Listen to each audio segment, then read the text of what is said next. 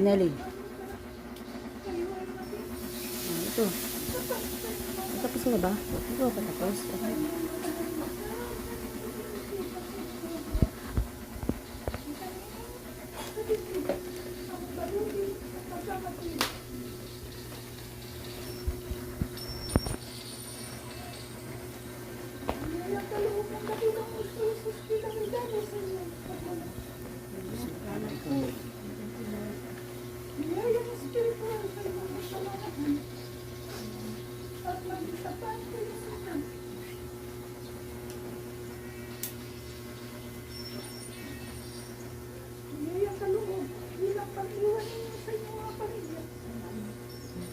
Salamat po.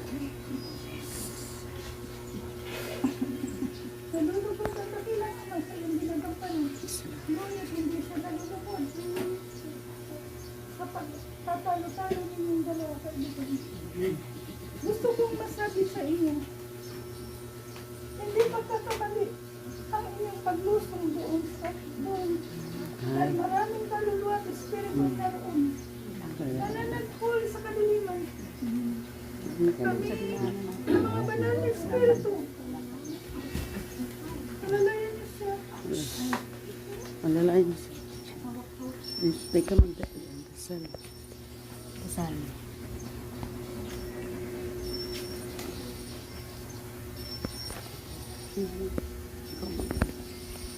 Anong ibig mo? Bakit ikaw pumasok sa katawan na iyon? Isang kaluluwa ng lalaki. Pagkat gusto kong mayakap ang aking kapatid at ako hindi sasabihin.